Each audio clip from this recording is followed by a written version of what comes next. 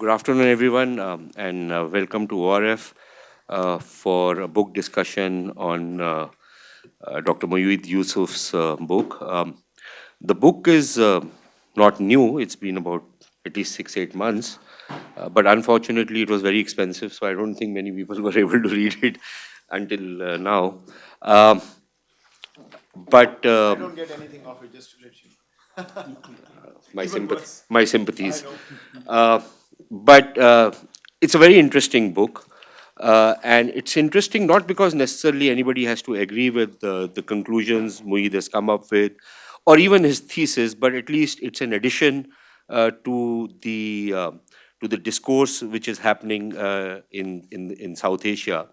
Uh, the one good thing about Dr. Mueed Yusuf is that he is one of those people that you can listen to, disagree with, um, but also agree with at times because he's one of the more saner and sober voices coming out of it, coming out of Pakistan. Or out of the US these days, actually.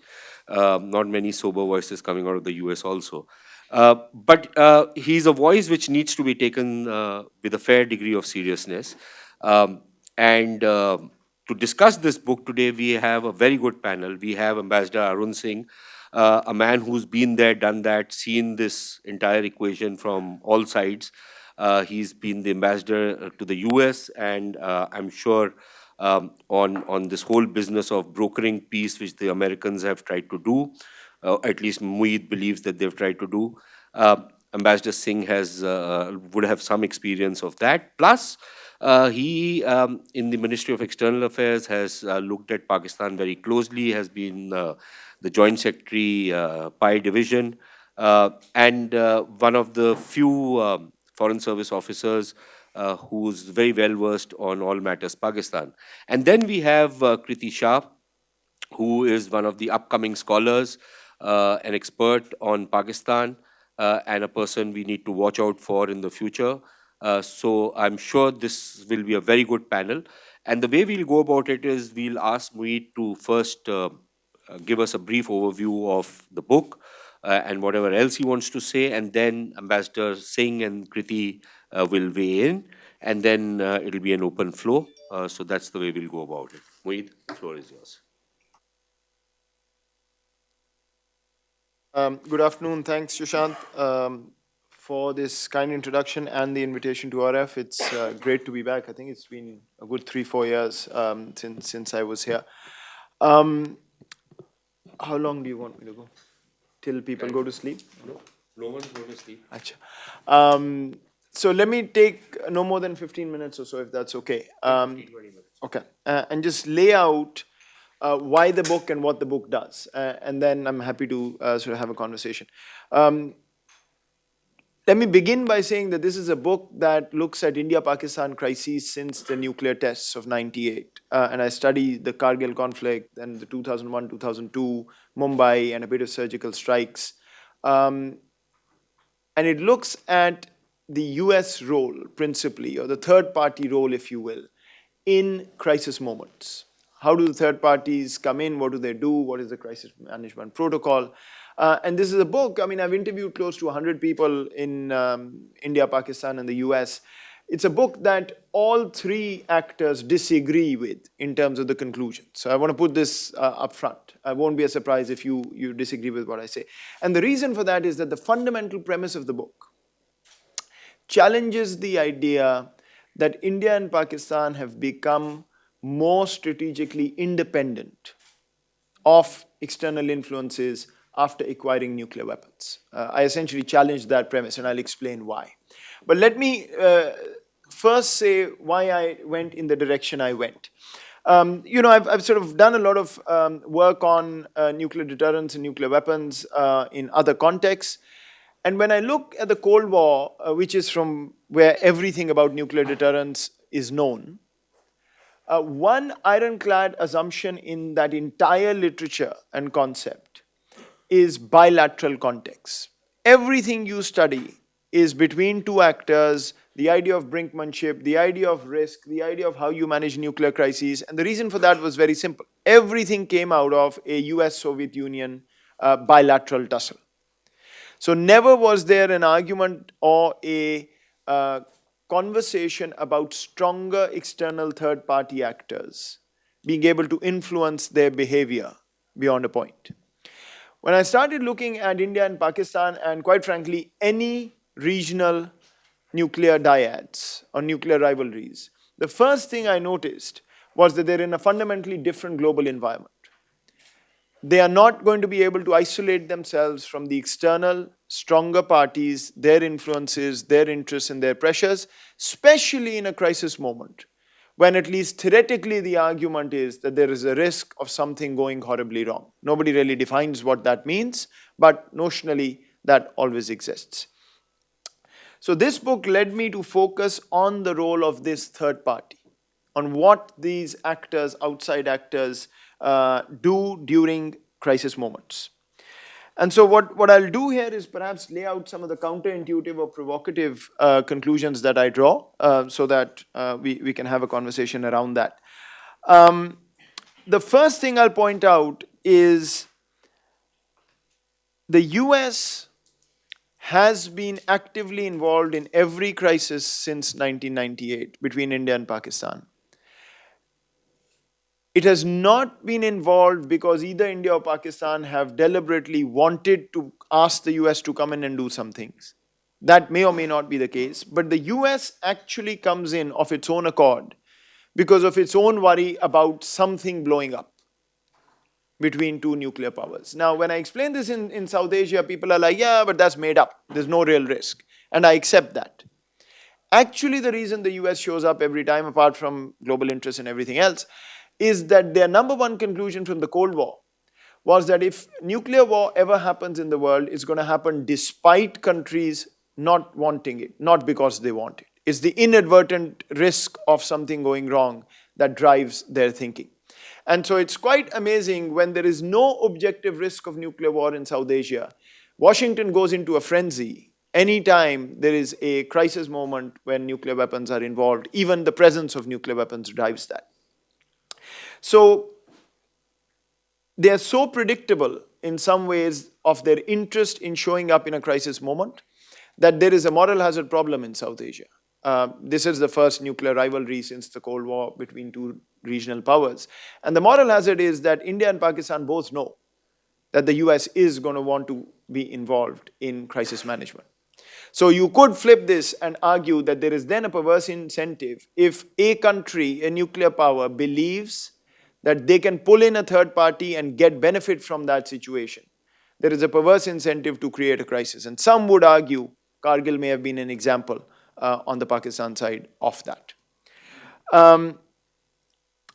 Once you know that an outsider, the US, is going to jump in, the question is, what are they going to do when they come in?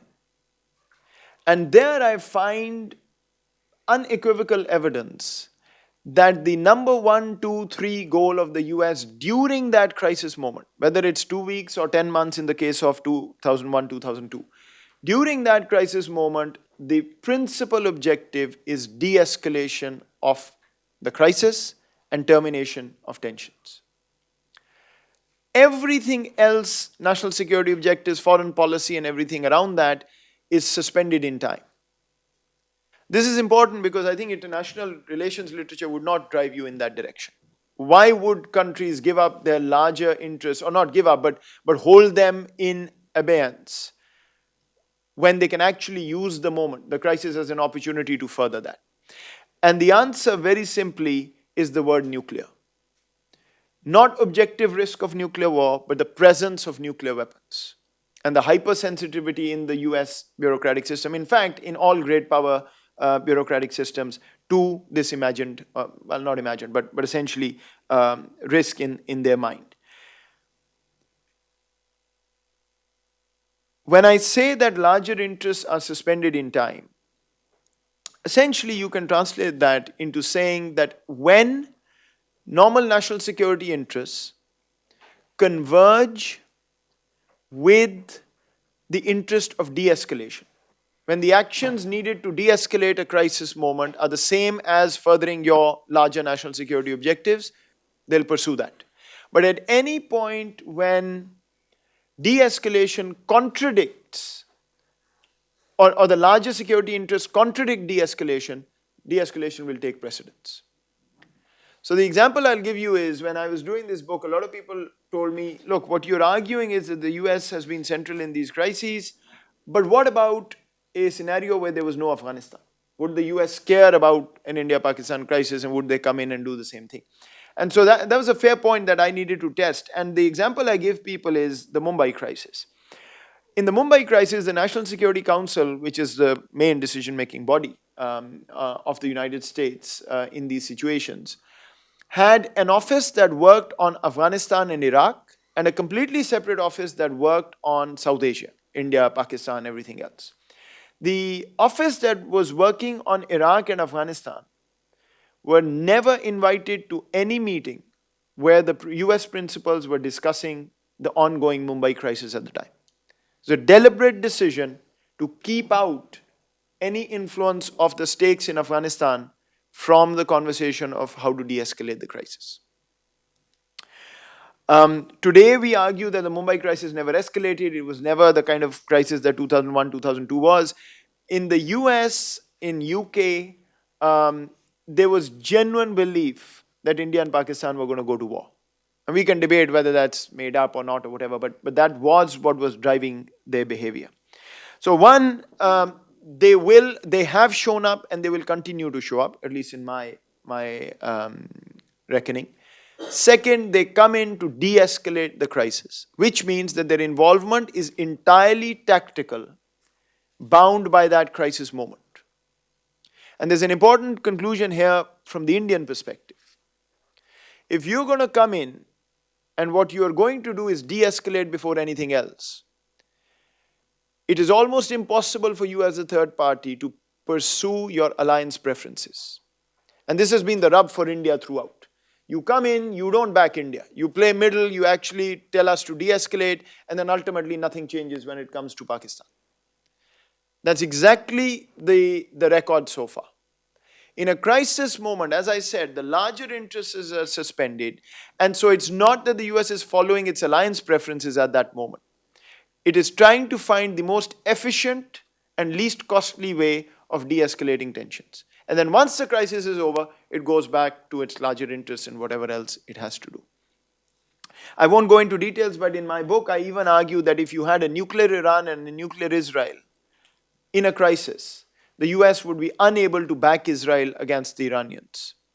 And I can explain that later if you want. But in any case, my point is that alliance preferences become very difficult to back during a crisis between two nuclear powers, because the single worst thing you can do in that environment is to signal to one side that I, as the larger, stronger third party, I'm going to gang up with your opponent against you. That's the best way to send a nuclear power into panic mode and force them to do things you don't want them to do. Why would an India and a Pakistan, two proud nuclear powers talking about strategic independence, work with a US that they don't trust? By the way, I studied 1998 to 2016. There was not a single day in that period that either India or Pakistan trusted the US. So why would they actually entertain this third party presence? Two reasons. One, as I said, they don't necessarily invite this third party. The third party shows up. And if the third party shows up, the choices you have as India and Pakistan are either to ignore and defy this third party, to say, sorry, I'm not interested in talking to you, thus allowing your opponent to curry favor with this outsider to say, well, I'm willing to work with you, why don't you team up with me and work against the other party? And second, and this is a big failing, whatever we may like to say about it, India and Pakistan in 20 years know how to enter a crisis. We have no agreed upon mechanisms on how to end one. So the absence of good bilateral escalation control mechanisms and the fact that defying a larger third party has a cost in a crisis moment actually creates a natural, rational incentive for both sides, India and Pakistan, to use the third party to get concessions from the opponent. If you can't fight a war, you don't have a military option, your cost of banking on an outsider who's promising that he will get something for you from the opponent is fairly low. That's exactly why India and Pakistan fall into this every single crisis. A crisis ends, you hear statements from India and Pakistan, never again will we trust this third party. The next crisis, day one, same brokered bargaining, as I call it, but the same game plays out again. And thus my argument here is that this is not India and Pakistan being weak or coy or not knowing what they have to do. It's a purely rational interest that drives them to say, why not use the outsider to get me what I want from the opponent, because I have no good direct options available to me because of the presence of nuclear weapons. Let me also point out that in this space of crisis management, there is no focus on dispute resolution. So the deeper issues that drive crises in the first place and create these crises remain alive. I don't want to get into the debate of whether it's terrorism or Kashmir or whatever. I mean, that's not for today. The point here is that whatever causes these crises, the vulnerabilities that lead them into crises, are left untouched. The crisis occurs, de-escalation is the agenda, the crisis is over, everybody goes back to their merry larger foreign policies and go where they go. The other question a lot of people ask me is, but we don't trust the US. So what happens tomorrow? US-Pakistan relationship is terrible. India feels that the US still condones Pakistan's policy that bothers India, etc. We don't trust the US. The US is on its own tangent. Why should we, and what will happen? And my answer is that a lot of the mediation work in the world says trust and impartiality are crucial for mediators to be, or outsiders to be involved in this role. And my finding tells me that actually trust and impartiality are neither are important in this context. What is important is whether India and Pakistan believe that the US has enough leverage over their opponent to get them the concession they are looking for. It's the perception of third-party influence over your opponent that drives you to engage that third party to say, okay, if you can get me A, B, C, I will pull back. So as long as India and Pakistan continue to perceive US or any third party leverage over their opponent, they are likely to continue engaging in this three-party kind of arrangement. And here is a counterintuitive point. And I sit in Delhi, so I say this, I'd say the reverse in Pakistan. If the US-Pakistan relationship breaks tomorrow completely, it's actually a net negative, not positive, in terms of US leverage over Pakistan. So actually Pakistan has more freedom to do what it wants, minus the US, not less. And of course this complicates the equation, I understand, but I wanted to sort of put that out. Just a couple of other points. One, we make a big deal about, both India and Pakistan, we make a big deal to the US and others about audience costs, about the public pressure that's driving behavior. You know, the starting and ending point for both is, if we don't do something, our public is going to eat us alive. And if you, the US, don't get me the concession till 4 p.m., I'm going to blow something up. I just can't hold this. There's too much pressure. What I find is India and Pakistan are actually very good at using public pressure to signal to the outsider how bad things are and how close they are to essentially crossing some threshold of conflict. In reality, I haven't found any evidence to suggest that they are unable to control public narratives when they really want to. If they decide that a crisis has to de-escalate now, it's quite impressive how quickly they can bring together this independent media on both sides to behave themselves for a while. And so this idea that public pressure is going to blow something up, I haven't picked up evidence for that. Even in the surgical strikes case, I think the decision was made by the decision makers to do something. And the sort of media pressure and everything else followed. Since the surgical strikes, there have been instances which were perfect opportunities for another one, and nothing has happened. So I think the state agency on both sides still remains intact in terms of media. Let me end by, actually, let me make a couple of other points, and that is, I know somebody's going to ask me, well, is this US today the same US as 10 years ago? Is the US now capable? Is, China and all of that? The US remains irreplaceable. And this makes this crisis management much more complicated because it may be less willing and less capable to do what it's done in the past, but it's irreplaceable for two reasons. The way the US puts itself in this equation to mediate a crisis and becomes so central is, one, because it plays information conduit between India and Pakistan. It's this transmission belt that takes a message and conveys whatever part of that message it feels is best to de-escalate tensions. Because India and Pakistan, of course, even when we talk in crises, we don't trust each other. So there's an opening that the US holds on to and has no real interest in sort of getting rid of that, because that's really the central element that puts it there. And the second reason is the way the US becomes so important is real-time intelligence. And that's where nobody else comes close to the US and will not for a while. And so the kind of information it puts out to remove misunderstandings or to push one side to do a certain thing or the other remains irreplaceable. So if you tie that irreplaceability with a flux in the global system, lack of clarity in the global system, and great power competition, it makes it much more difficult to envision how this would play out in the next crisis.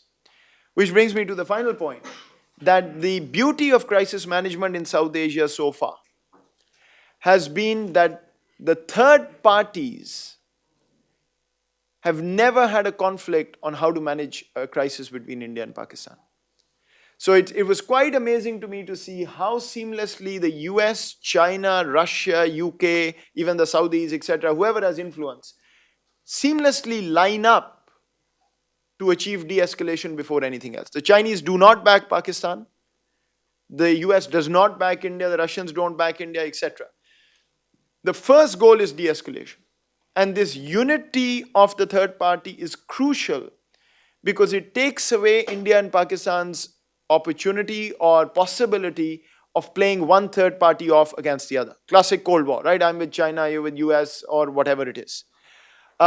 They put a united front up to say, first de-escalation, then we worry about everything else. So imagine the next crisis amidst a full-blown China-US trade war. Imagine a scenario in which the US and China are not in a point where they can pick up the phone and have a conversation about de-escalating a crisis. Then I think we're in serious trouble. Because the reason is not that if they don't show up, there will be nuclear war. That's not the point I'm making. There are greater possibilities of miscommunication and misinterpretation of messages coming from third parties if they're not united.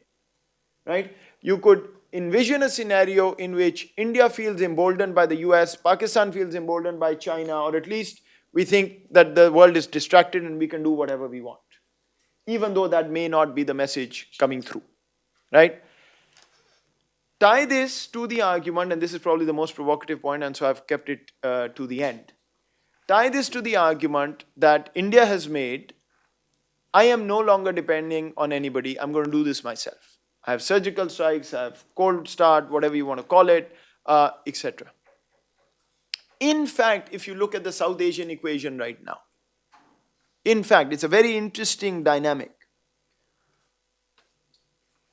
What we have signaled to the world as India and Pakistan is that we need you more in the future, not less.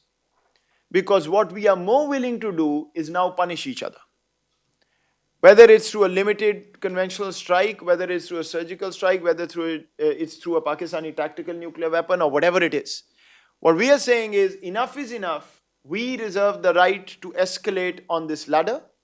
But by the way, we still don't know how to de-escalate. So what we're asking, without asking really, is the first 2 or 3 ladders we are not going to entertain the third party.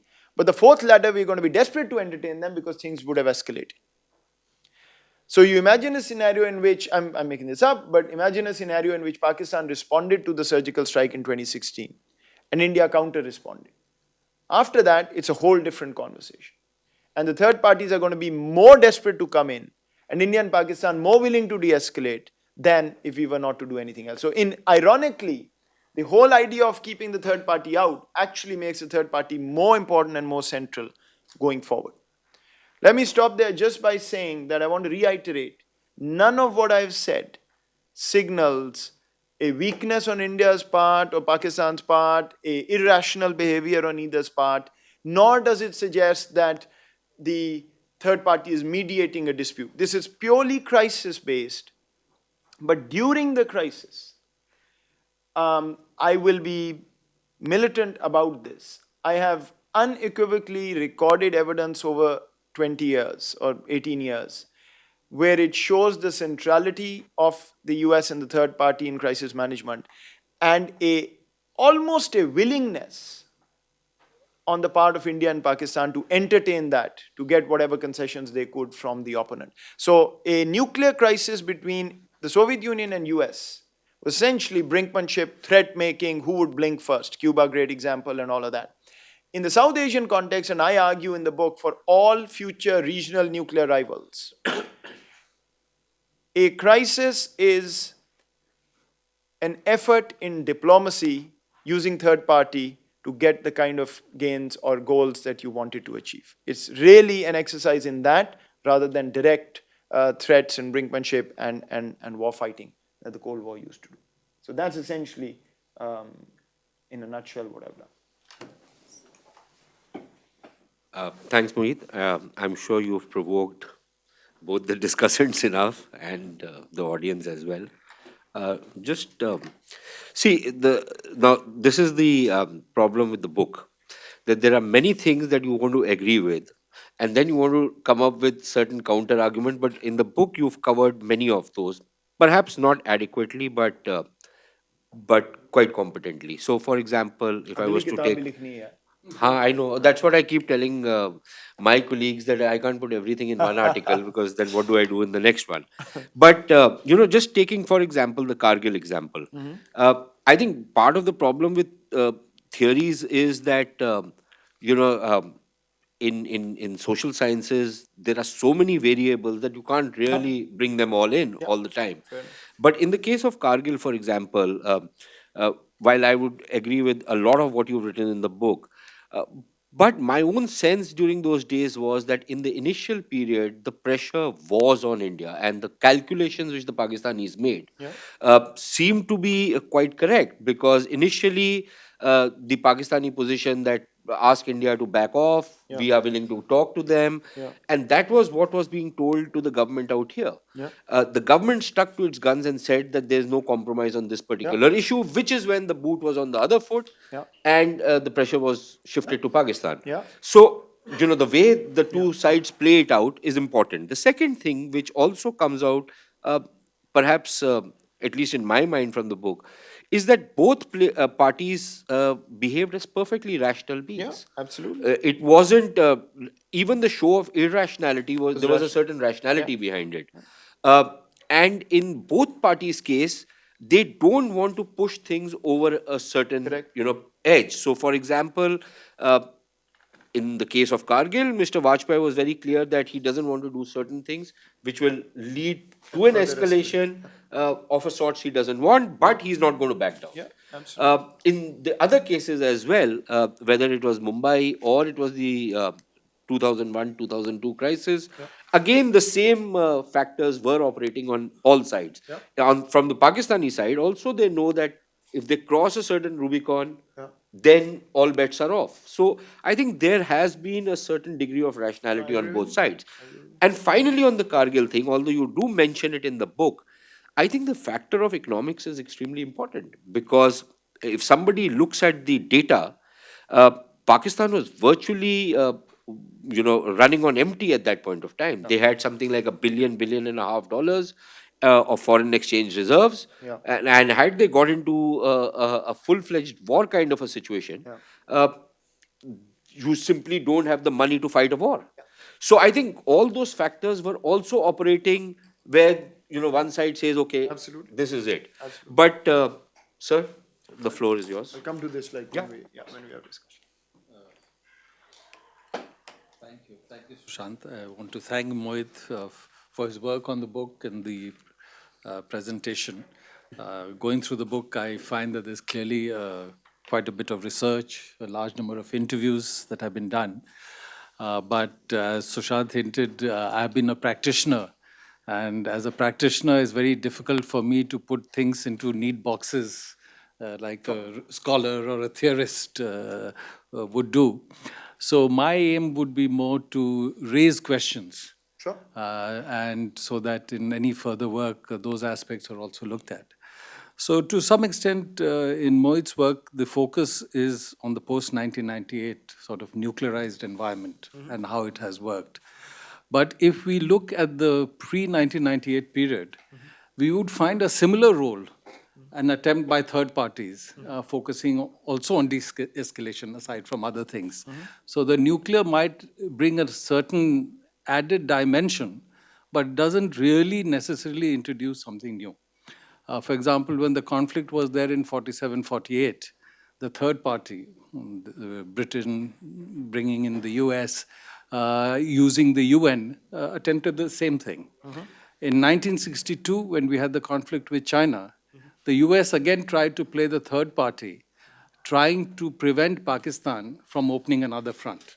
And there was brokered negotiation to that extent going on, aside from the India-China dimension, between India, Pakistan, and the US, even though it was not a nuclearized environment.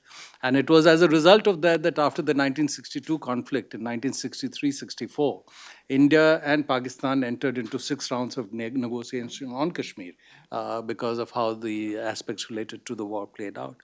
Again, in 1965, there was brokered negotiation because the US stopped military supplies to both India and Pakistan. And then the interesting dimension here would be that even though the US remained the dominant international player, how is it that post-65, it was the Soviet Union that stepped in to play the role of facilitator and mediator? And was it because even though the third party, the strongest was the US, it was not a unipole? And while with the US at that moment, the relations of both India and Pakistan were complicated, India still had a good relationship with the Soviet Union, and Pakistan was trying to open a new relationship with the Soviet Union, which gave the Soviet Union an opportunity to be a pole, although it was not the unipole. And therefore, that adds a new dimension on how any kind of facilitation role works out.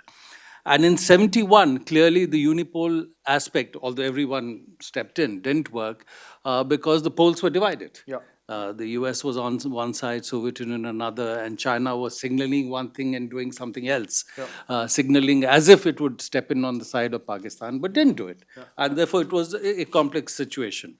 Similarly, in 1991, although many in India would challenge that, but the US claimed and Bob Gates claimed that they played a role in de-escalating the tension that was happening. So here my main thrust and challenge to what you're saying is that the post-1998 situation in terms of the third party stepping in, rushing in, trying to do something is not really something new, and perhaps there's some urgency. The second aspect is that the period that Mohit has covered in his book is in a way a unique period. Post-1990, post-dissolution of the Soviet Union, a unipolar moment for the world. So even to the extent that what you're saying, if it applies to that unique period, when US was the unchallenged hyperpower or whatever, and that may not apply in the future, as we saw in the case of 1971 or 1965. And therefore, related to this, what we also found that in this period, the interests of the other big powers coincided with the interests of the United States. And therefore, Russia in 1998, 2001, 2002, 2008, what they would have wanted coincided with the effort that US was doing. And similarly, China was signaling clearly that it was not going to step in on the side of Pakistan when there had been transgression in Kargil and major terrorist attacks sourced to Pakistan. And therefore, their own interest lay in trying to get Pakistan to crack down on terrorism. And therefore, they were all behind the US effort. And that is what enabled US, with all the circumstances, to have a certain influence, which may or may not always apply, especially as we are talking more and more of great power competition coming into play. Then I think the other thing we have to keep in mind, that my assessment would be that the unipole, while de-escalating, which is clearly something it would want, also plays to have its own interests advanced. Yeah, sure. And it is not just focusing on de-escalation. It is using the crisis to see how it can advance its own interests. For example, you mentioned in the book that after Mumbai, counterterrorism cooperation increased between the US and India. And the reason for that is that by then US has assessed even more that there is a deep linkage between the Pakistani state and its agencies and terrorism emanating from Pakistan soil, the terrorists there. And given their own interest, they want to generate pressure on Pakistan, whatever may do in terms of de-escalation efforts.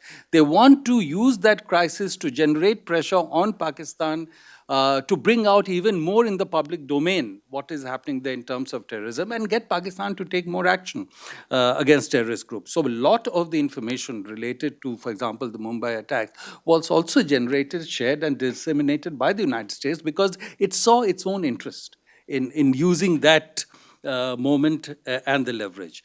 And of course, again, it sees its own interest and comes out with formulations and articulations, as you mentioned in 2001 and 2, and even more in 2008 when the US said that the Pakistani state was not involved.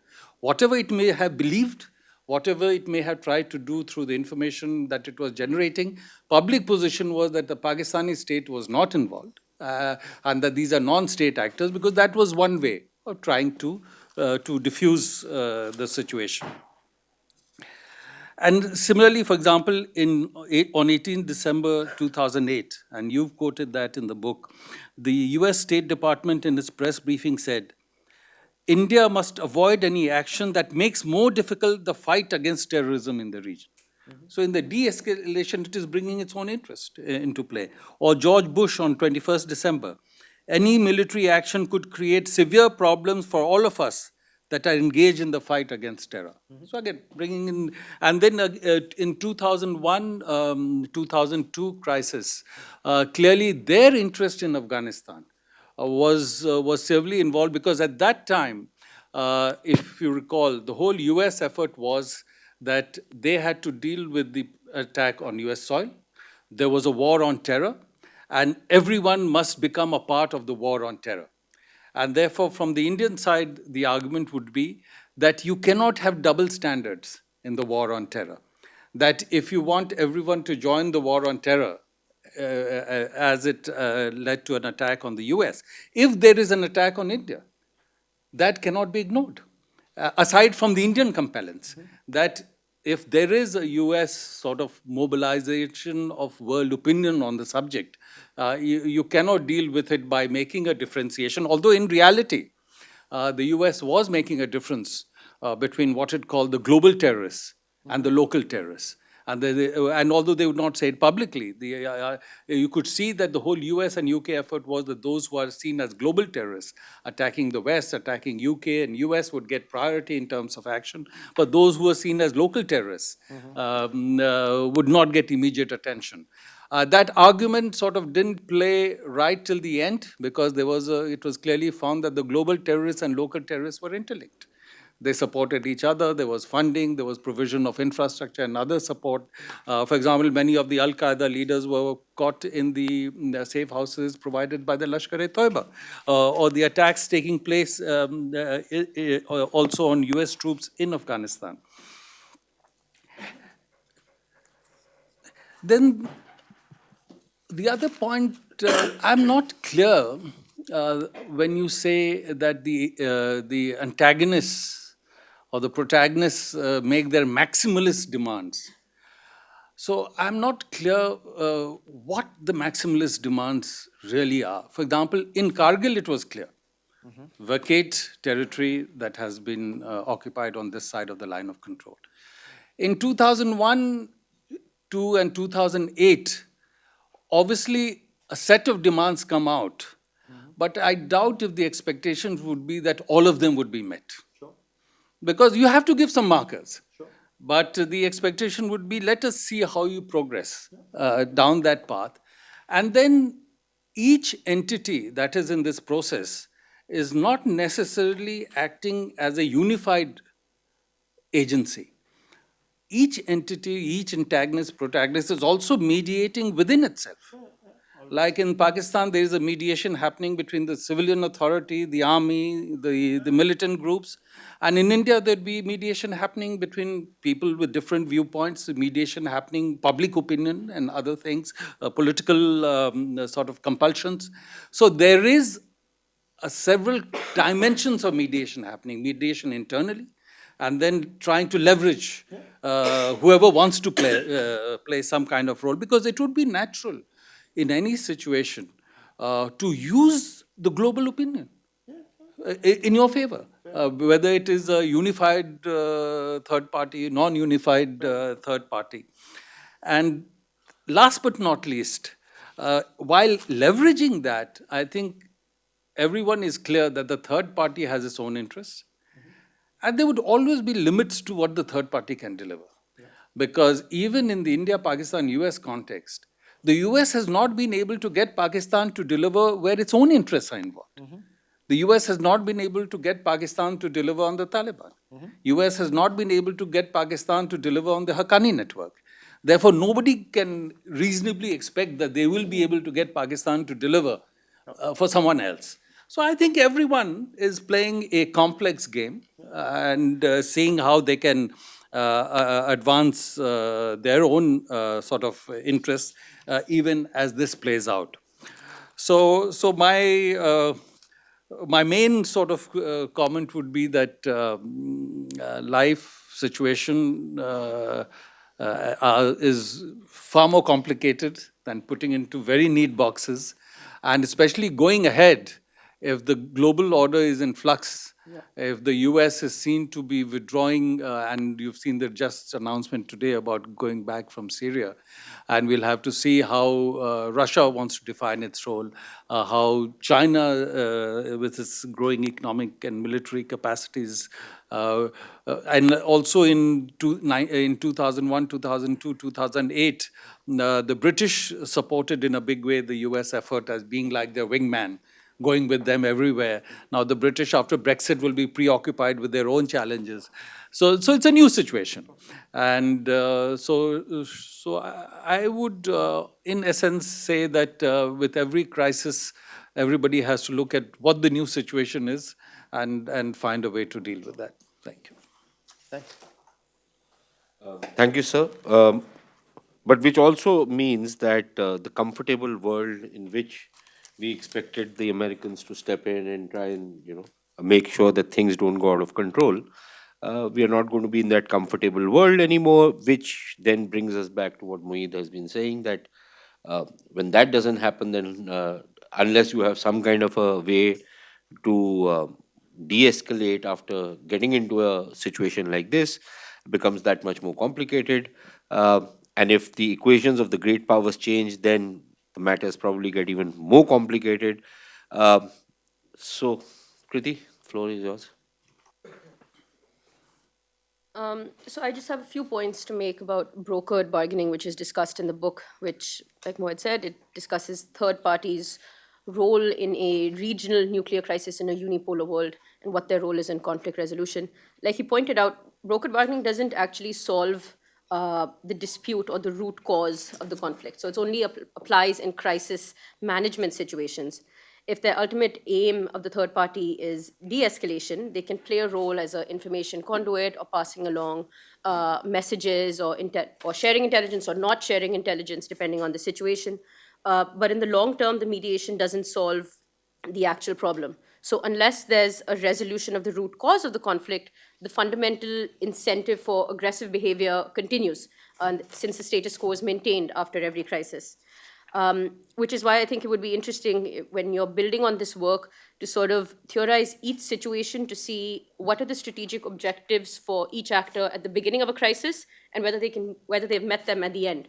So if you look at the US, and if the US's goal throughout is de-escalation, they've met that goal at the end of it.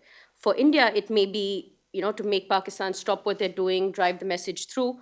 But at the end of it, it's sort of India measures success by its relationship to work with the US, to get things out of the US, and to further and deepen their relationship as well.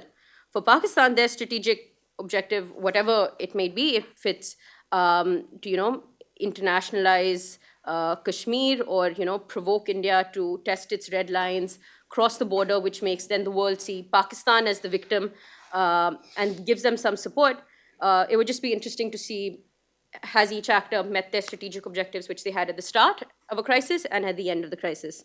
So even in the long run, if we look at this entire period of India might have developed as a strong economy and might have furthered its economic and business relations, and Pakistan might have gone from a weak state to an extremely violent state. But in both cases, that makes them more sensitive to third-party preferences. And the third party, like I said, might have a softer approach to Pakistan, doesn't want to push it over the edge, doesn't want to show that it's in India's favor. So I think that would be something for the next book. When we're discussing the role in Afghanistan and we're discussing the third party's response, I think it's important also to see a distinction between Kargil on one hand and then 2001, 2002 and Mumbai. Only difference being that the US now has regional interests. Because even though 2001, 2002 and Mumbai were serious attacks and there were threats issued from either side, it never escalated to major war. This is despite or in spite the fact, as Ambassador mentioned, that international language discussing terrorism is now the same, that there's zero tolerance for terror anywhere. And this is despite the fact that Americans had been killed in Mumbai by actors in Pakistan. So even though global consensus was in India's favor for even a limited strike, India just remains extremely sensitive to international calls for restraint, fearing escalatory dynamic with Pakistan. And as the book points out, the punishment leverage is different in all three cases. In Kargil, the US uses its punishment leverage most prominently. But in the Twin Peaks, 2001, 2002 in Mumbai, the messaging to Pakistan is different, that, if India attacks, we can't really do anything. And as you pointed out, Afghanistan, sure, was a factor in the US mind, especially when Pakistan diverted forces from its western border to its eastern border, but it wasn't a deciding factor in its crisis objective, which remains de-escalation. I don't disagree with that contention at all, but I do think the fact that there is different messaging and the fact that US has now regional interests, that plays a role in messaging from either side. So broker bargaining can have an added layer. What happens when the third party, the traditional third party negotiator, has regional interests and their objective stays the same, but does that weaken their leverage over Pakistan? Because Pakistan knows the US can't alienate it. What does that do to India's position when India knows of the relationship between US and Pakistan? Does it strengthen India's position because it can extract more from the US? I think it just changes when there's a regional angle to it. The other point, which I think is very interesting in the book, is where there's a discussion that third party always has a very low risk threshold for intervening in the crisis, which is why they come and they intervene. In Kargil, the US got involved, soon after they knew that this was a Pakistani incursion and the situation could escalate quickly. 2001, soon after the parliament attack, made contact with India. And in Mumbai, it could do that while the attack was going on. So through each crisis, as US swiftness with which it gets involved increase, it maintains that low risk threshold of getting itself involved. But something that's come up, which everyone has said, that what happens when, if we're looking at broker bargaining in a unipolar world, what happens when there are multiple actors and you're more prone to miscommunication, misinformation, mixed interpretations and messaging? What happens then? What happens when third party loses legitimacy with one party? if there's a extremely large trust deficit that grows between Pakistan and the US, what does that mean for the future of the crisis if Pakistan believes that there's no way the US can ever back us?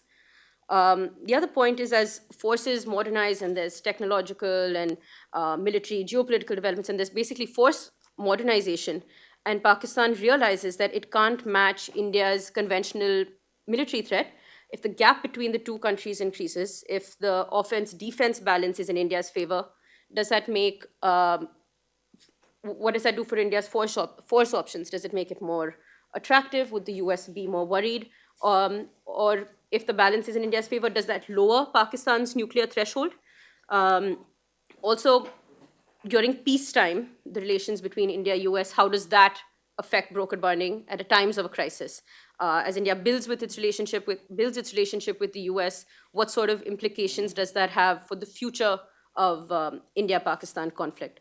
I think those were just some of my main takeaways. Thanks, Kriti. And I think some of the points you make are very valid. Uh, Food for thought for Mueed for his next book, perhaps. But on this whole, this question, Kriti, which you raise about objectives, I think the element of miscalculation and misreading a situation is also extremely important because when you talk about objectives, yes, the Pakistanis had very clear objectives that they'll be able to internationalize Kashmir through Kargil. They internationalized it, but it didn't work out the way they wanted it to, because that is the first time when we had somebody like the president of the US say that the line of control is inviolable, right? And you can't change it with blood or whatever else. I don't know the exact thing, but it flipped around. The same thing happens when you use crowds to show that there is public anger. It hasn't worked out very well for Pakistan because you form a Defy Pakistan Council, and the images which go out to the rest of the world is, look, here are these crazy characters. Pakistan is going down is going down the tube, which frankly speaking, I would encourage them to do even more and more of this because it works very well for us, right? And it doesn't really add up to Pakistan's image. So they think that they are trying to pressurize the rest of the world of how precarious we are. The rest of the world sees them as precarious. They might not push them on certain things, but it doesn't do anything for Pakistan's already sullied image. It, in fact, sullies it even more. So I think how the kind of instruments which people use probably also has a major impact on how these things ultimately play out and how they backfire. But would you want to respond to the discussants right now? Or would you rather I'm we go to happy the? to, but I'm also conscious that people are here. If people have comments, I could So I think take maybe then that we and can then do I fine. could come So back to the this. floor is open. Anybody who has any questions, There please. aren't any, I can start off and then come back to it. Up to- Somebody has to start. I off have with- one question, small Go question. ahead. Do you think that No, no, go ahead. Pakistan will be very less attracted, or US will be very less attracted to Pakistan in demanding or challenging times when India-US economic relations are on another level? They're reaching another level.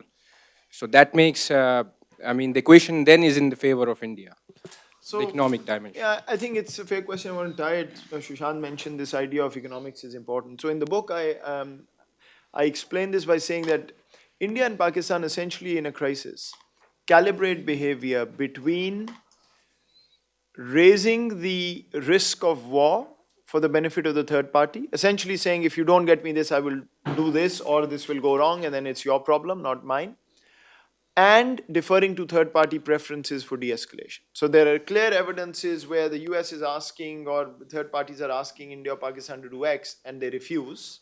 And they keep saying, if you don't get me this, I will not do it. And others where there's a very clear link between what the US is asking and India and Pakistan saying, okay, fine, we'll do it as long as this is not public or whatever it is. Again, if you can get me certain concessions. So the calibration is all about how to optimize your ability to get the third party to get you what you want, right? Economics is very important and interesting because it works both ways.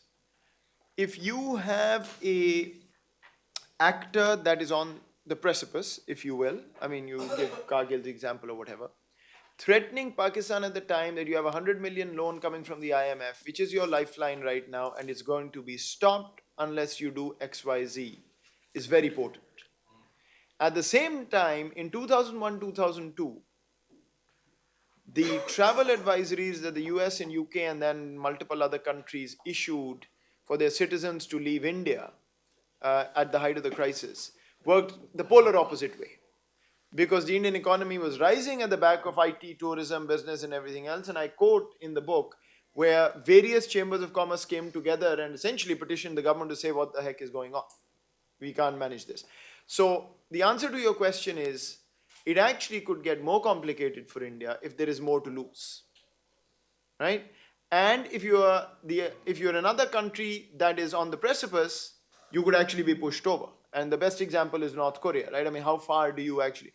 So actually, economics works to the benefit of de-escalation, both ways. A stronger economy has more to lose and is more sensitive, and a weaker one has no option but to defer to third parties if they're going to threaten them that way. Britta? Yeah. Yeah, thank you, Mohit. I think it's a very interesting book that opens up the discussion in many ways, and I think that's an interesting contribution. I have a slightly philosophical question. I haven't read the book yet, so correct me if I'm wrong. It seems that your argument hinges on the assumption that that the US expects any nuclear war anywhere in the world to happen mainly involuntarily. And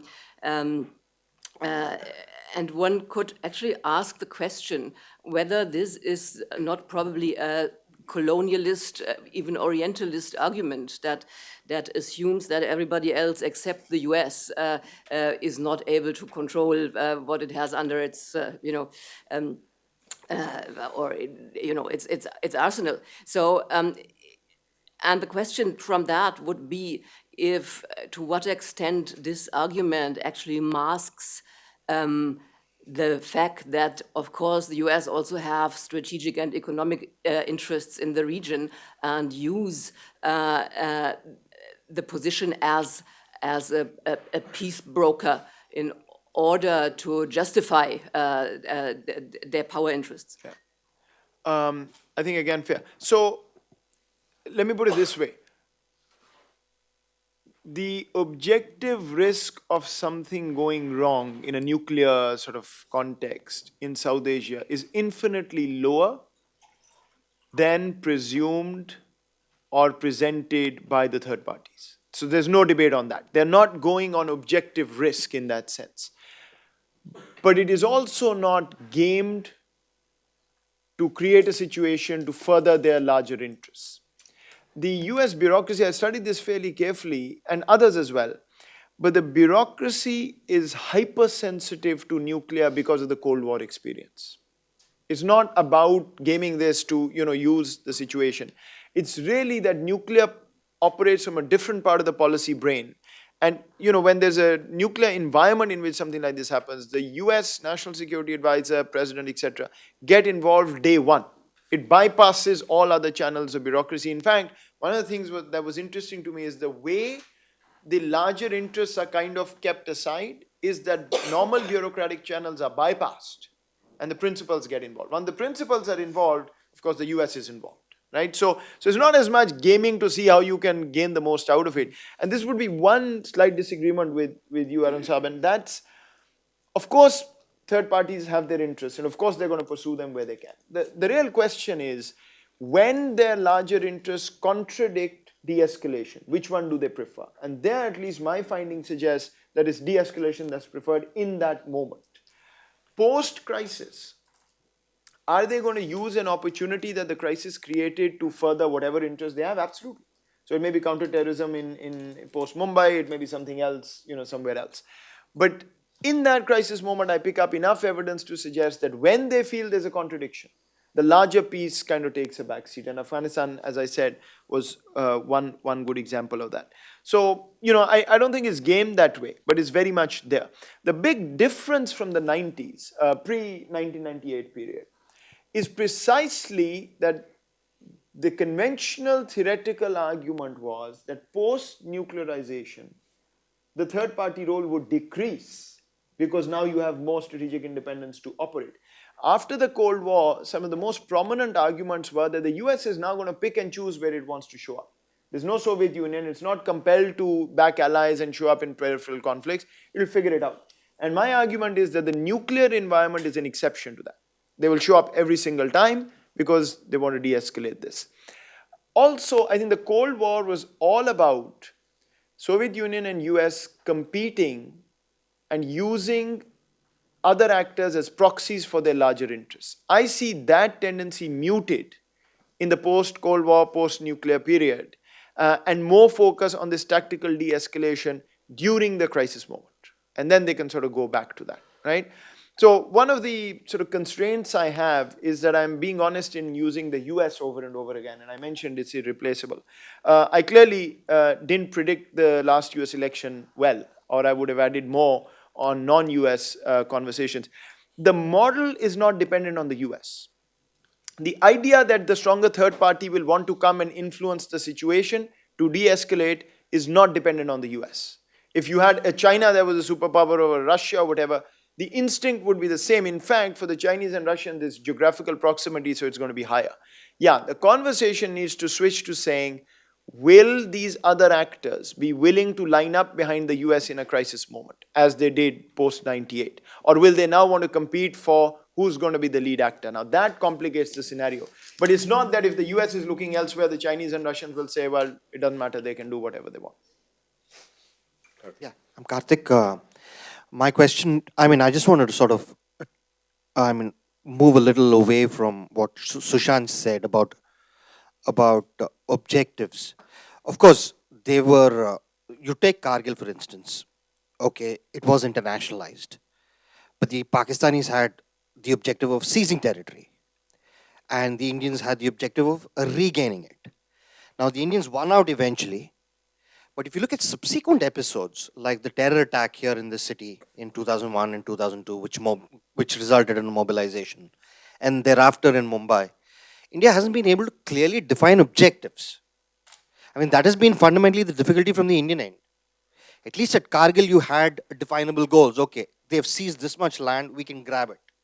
We are ready to expend this much blood, treasure in regaining it. Okay, and we'll do everything else and mobilize international opinion. But if you look at subsequent episodes, India has just really fallen off because it just doesn't know, and its civilian leadership cannot define objectives. You have an army, you have an air force and a navy that's gagging for a fight, but cannot go in because the civilians just they chicken out, as many officers would claim they do. So that's been one of the great challenges in India, at least. So we have a civil military problem here as well. So that would be a partial digression from what Mr. Arun Singh has said about, the Pakistani side as well has its own civil military dynamic. But that's the challenge actually we face. And as far as but going back to Kargil also, because we're talking about third party involvement and brokered peace in nuclear environments. If you look at the Americans about de-escalation, the Americans themselves are never clear about what they want at times. I mean, they say they want to intervene impartially. And that was a pattern. It depends on the nature of the administration itself. The Clinton administration had this habit of saying, we want to be honest brokers. What the hell does that mean? And I think that creates situations where the belligerents themselves see an opportunity to actually exploit. And that's precisely the opportunity the Americans created for India by trying to intercede impartially and say, we are ready to offer our good offices to you. And the Indians seized it. Yeah. And so that's why they won out at one level. That's a counterintuitive question. Yeah, I mean, your second point is where I started from, the moral hazard problem, right? I mean, if you know I'm going to show up as the outsider, you are going to game this as the antagonist. I mean, that's just rational.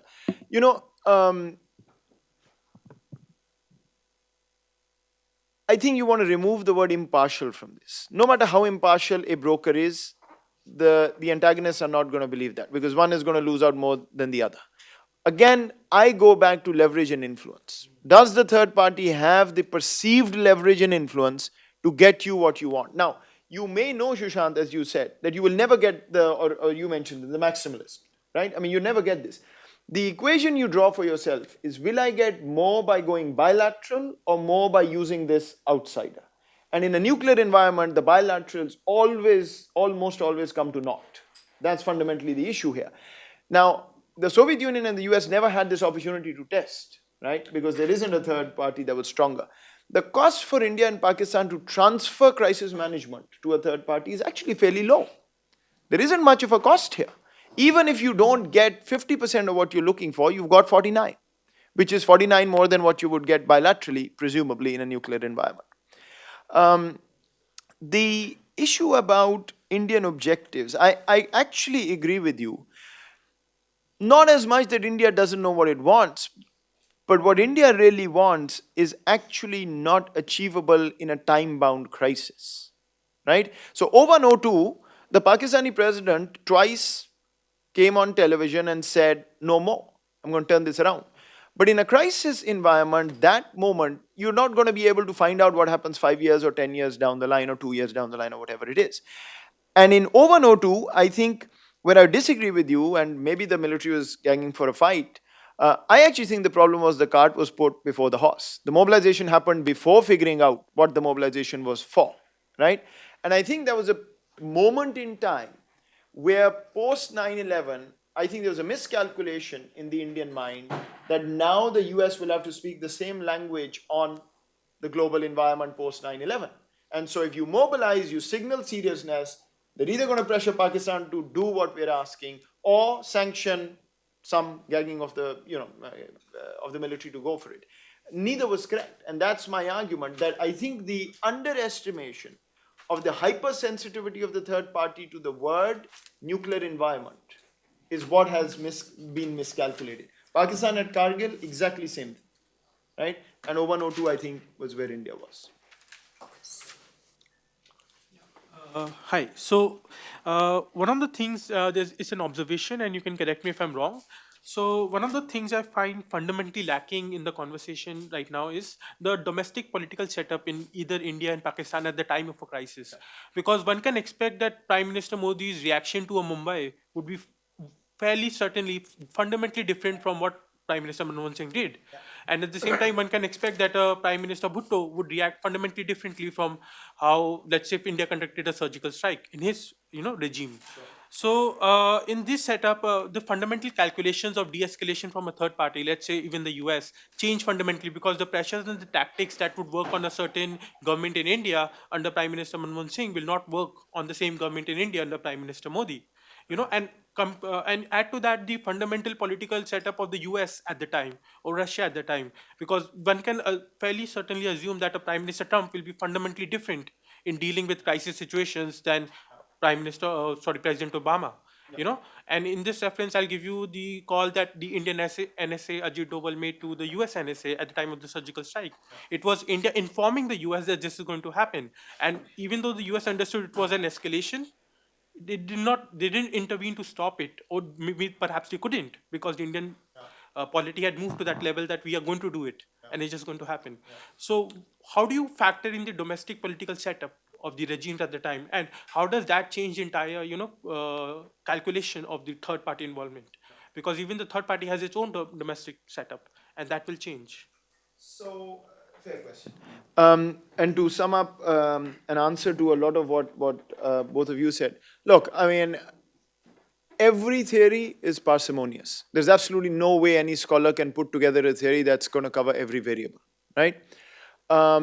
So point taken in that case, that there are many other things, but that's not a theory then. You're basically going to confuse the reader to the point that it doesn't make sense. Here is the question you have to answer as me. Does a crisis between India and Pakistan bring the two to a head? Is the world interested in getting de-escalation and thus intervening, mediating, whatever you want to call it? And are India and Pakistan in a position to completely defy them, thus play a bilateral game? If the answer to all of this is no, the model holds. Now you've got brokered bargaining, and now we can debate how different actors would operate differently and unpack that, right? And that's fundamentally what I do. The empirical answer to your question is that yes, they would operate differently, no question about it. In my book, I have discounted domestic politics as a variable because what I find from 98 to 2016 is that there is no moment in which the Pakistani or Indian state can ultimately not control their behavior because of public pressure. Sometimes they use public pressure as an excuse, sometimes they build it, sometimes the media builds it and they ignore it, sometimes they use it. But I found no evidence to suggest that they wanted to do X, but because of public pressure, they were forced to do Y. They create narratives to manage that, right? Even surgical strikes, as I mentioned, was not a public pressure issue. It was a decision, conscious decision, where public pressure converged with what was happening, right? Mumbai is the polar opposite. I mean, there was a lot of sort of anger, but the Prime Minister of India decided we're not going to go there. Now, Prime Minister Modi may decide in that scenario, or a Pakistani Prime Minister, if something reverse happened, may decide to go. Then the question for me, the author, is, let's say that in a scenario tomorrow, let's assume, forget Mumbai, something happens and either India or Pakistan decide we're going to react. And they react, right? And there's some use of force. Different actor, Bhutto, Khan, Modi. The other side says, I can't absorb this, I'm going to counteract. They've counteracted. Now what happens? Is the third party said, okay, now let them figure it out and, blow each other up? No. The third party is already there. Nowhere does the model argue that the third party must always get it its way. I mean, these actors can defy the third party to a point, right? I mean, they say, sorry, we don't want to do it. Ultimately, though, they have to figure a way out to de-escalate. And that's where the leverage of the third party really comes in. And they don't want to escalate to the escalation ladder 10. They want to do it at a much lower level. That's where, whether it's Prime Minister Modi or A or B, that compulsion brings in the third party and you've got to deal with the third party. You may do it differently, but the goal still remains de-escalation. Sir?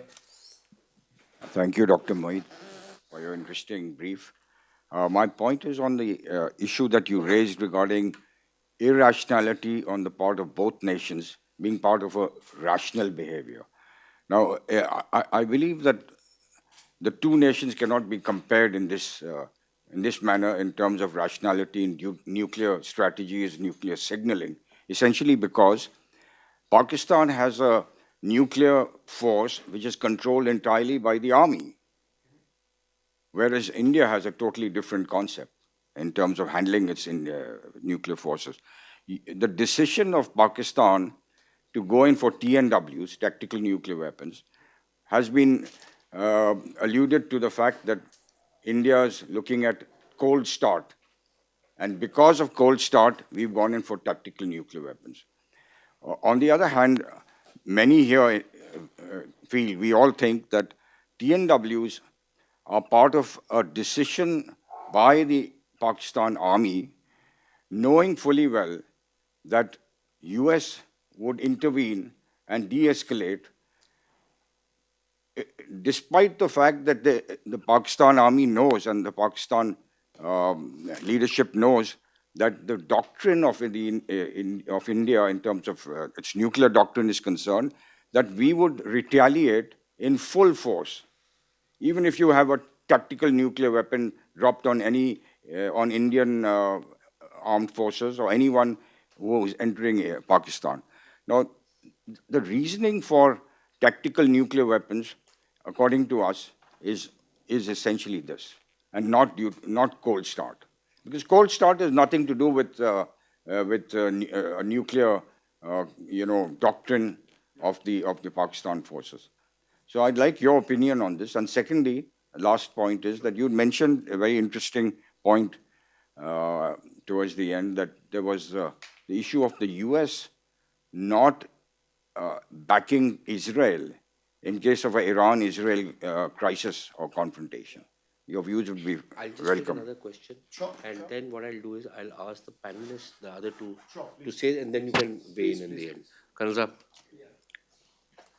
My point is slightly different from the mainstream discussion here, but it definitely, if you are the right person, and Sushant, and all of you on the panel perhaps. But, see, all this tension, conflagration, the proxy war, the kind of, and we have two enemies on our borders, Pakistan and China. China is not so much of an enemy today, perhaps it's a mix of friend and enemy together. But, yeah, but with Pakistan, we have not really known how to really come to the right side to each other or to reconcile or whatever. Do you see a kind of alternative, some kind of alternative strategies, alternative diplomacies, alternative geopolitics to be encouraged to bring this rapprochement between these two countries or in complete South Asia? Kriti, final comments? Take the mic. Another thing which is interesting to look at is if you look at the future of deterrence in general and just the decline of deterrence in the future that can happen. As there are different military and technological developments, as military competition is expanded into different realms, space, maritime, cyber, what does that mean for deterrence and what does that mean for, we tend to look at, escalation like a ladder and at after this round, third party will come in.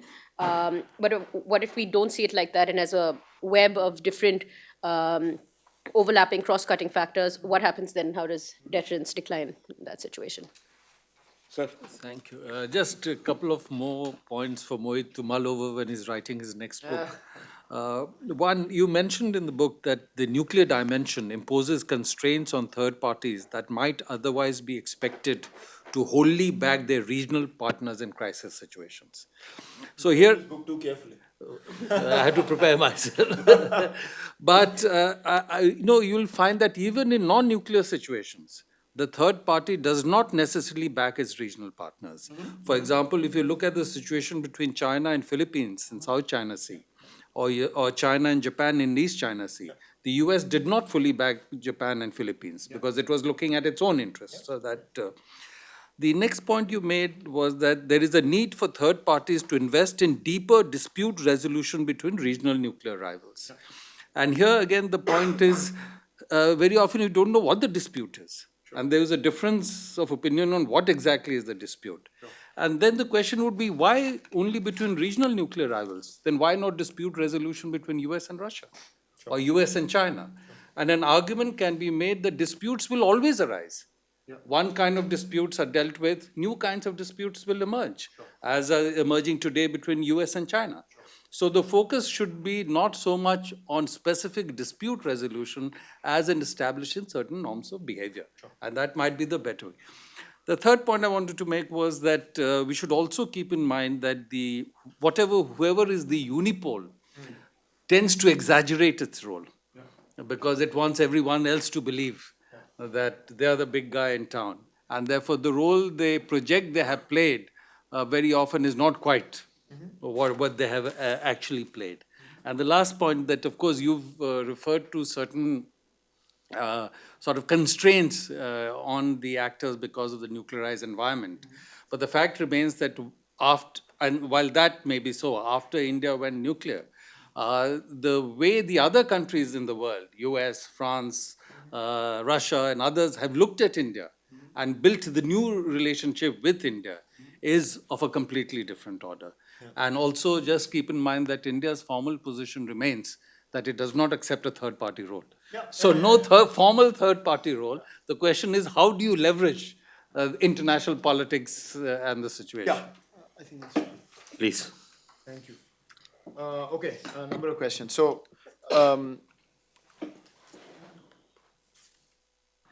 maybe I should start in reverse order because I remember those more. So, Ansab, the only thing I'd say is distinguish between crisis moments and peacetime. The larger foreign policy, yes, absolutely. And as I said, these are special moments where some of the intuitive things of larger foreign policy do get suspended as they move forward. The India third party role, and sometimes when I speak in India about this, I wear my armor, so I'll do that. I think again, to get out of this room alive, distinguish between third-party involvement for dispute resolution and third-party interest in a crisis moment.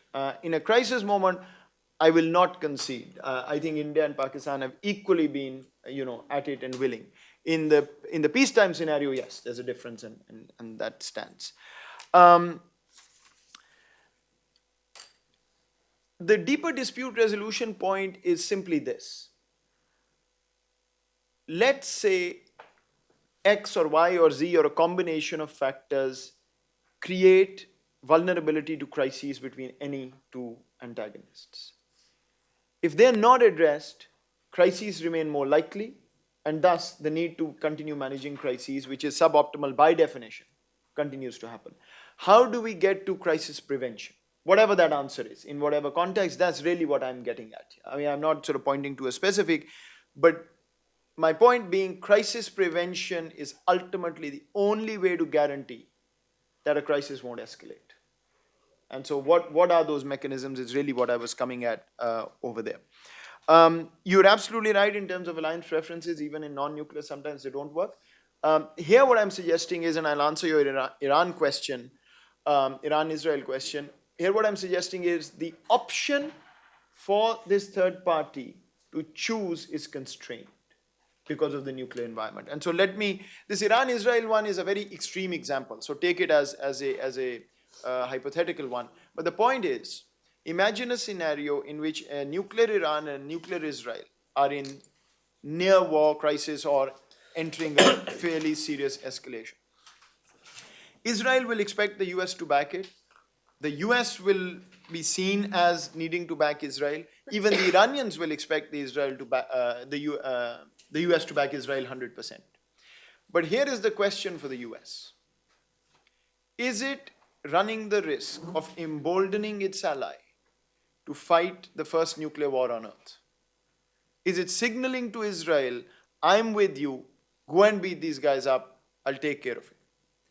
To avoid that scenario, not that this would happen, to avoid that scenario, what the third party here is compelled to do is balance between posturing support to Israel, even preparing for an eventuality, and simultaneously trying to get the other side to back down. Because the goal remains no nuclear war and de-escalation. Now in this scenario, the US has no leverage over Iran. And so what you end up doing is having to use other third parties, the Chinese, the Russians and others, to influence Iran to back down as you signal that you are willing to pull Israel back from the brink. So you've got this very difficult situation for the US, where clear alliance preferences drive a support to Israel against Iran. But in reality, what you want to do is play middle, pull them back in a crisis, and then in this scenario, punish Iran later, because the punishment options are much more than Pakistan for various reasons. So that's why I think this alliance preference issue becomes muddied. How does deterrence weaken because of cyber and everything new? I have no answer. And anybody who tells you they know are lying to you. There is scholarship needed on this question. We don't know what will happen to deterrence when actors other than physical space of deterrence come in. And they've already come in. I mean, cyber and all of that is happening, right?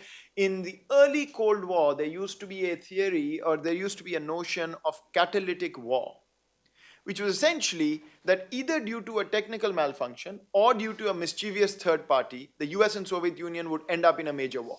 Somebody would create a circumstance where that would happen. The catalytic war in South Asia is essentially non-state actors so far.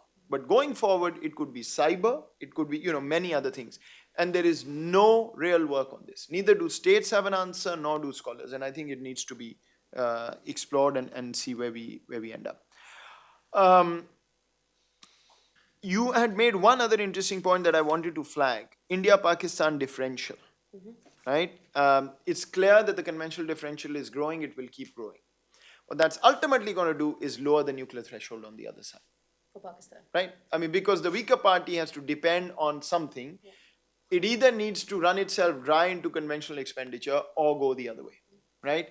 And that's where I think we are headed. The last two questions, one is the provocative response on that, is this TNW, massive retaliation, etc. So the first thing I'll say, sir, is that all of deterrence is mind games. You know, nobody's ever going to test it, otherwise neither will be there to see who won and who lost. And so ultimately, I see no irrationality in the nuclear calculus of both sides.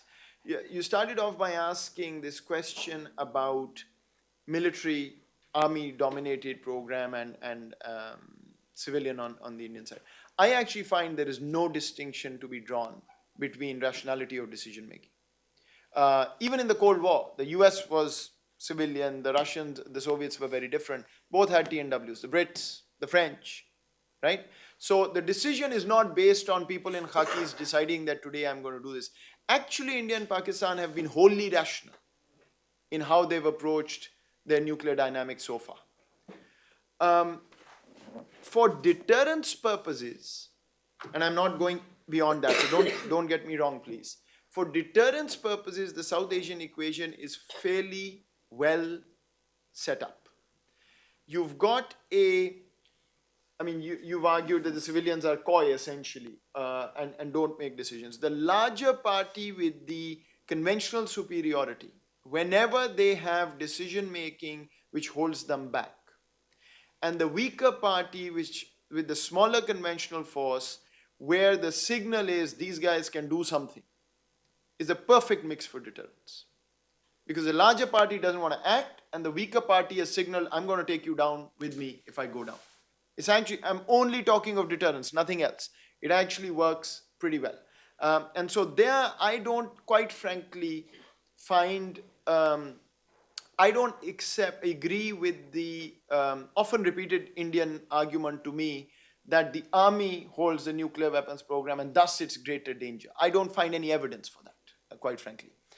On the TNW part and the massive retaliation part, I think it's fairly simple in some ways to understand. Pakistan's problem is that it cannot spend any longer on the conventional differential with India. That's just the basic fact. And so what it's doing now is signaling that I'm not going to dilute deterrence because of that differential.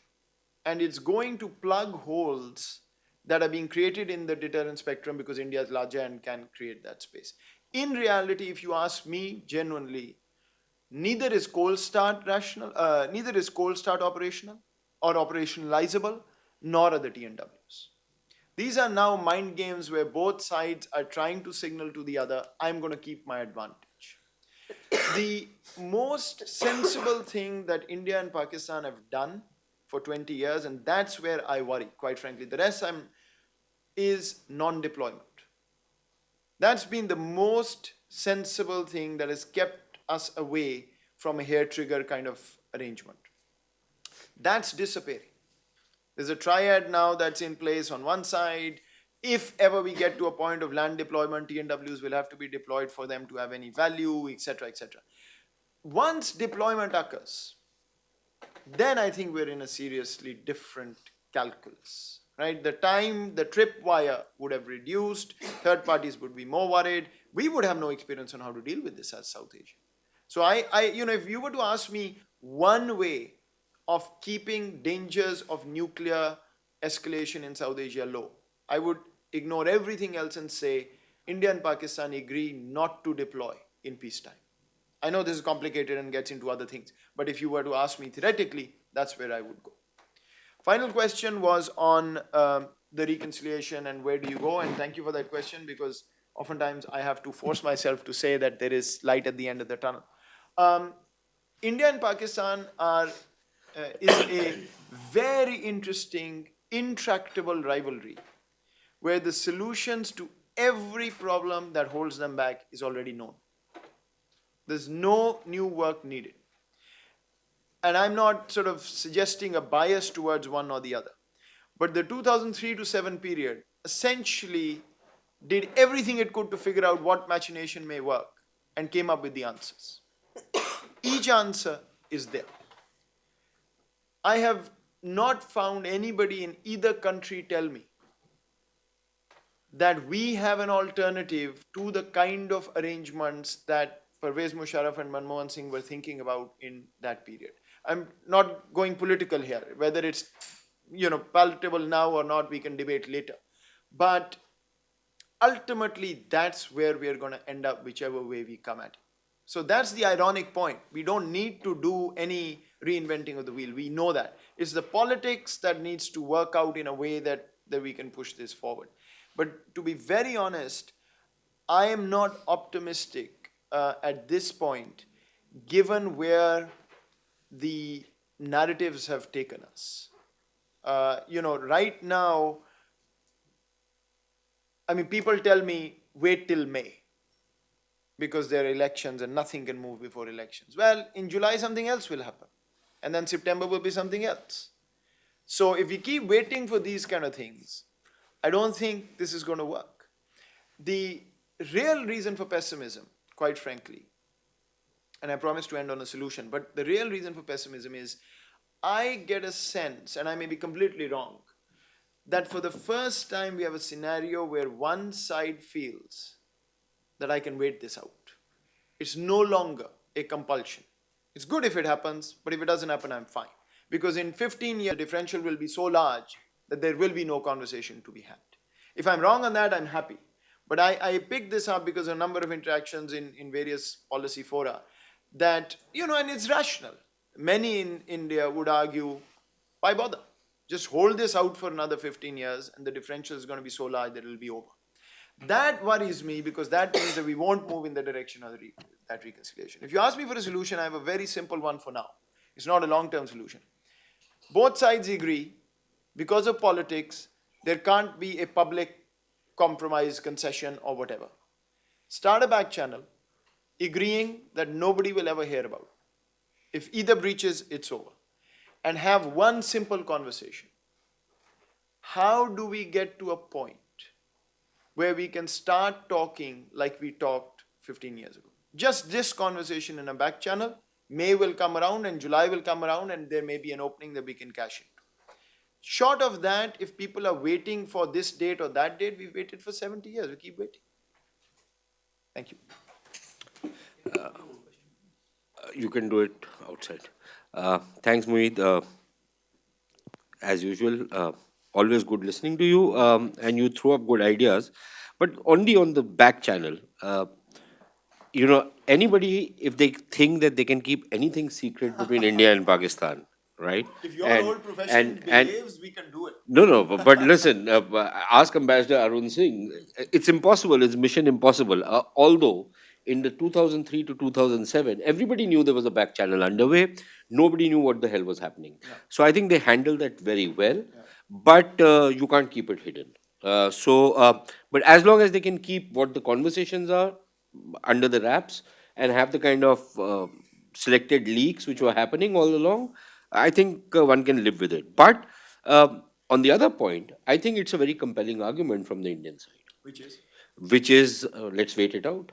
No, I said it's rational. Right, because if I've waited for 70 years, I wait for another 25.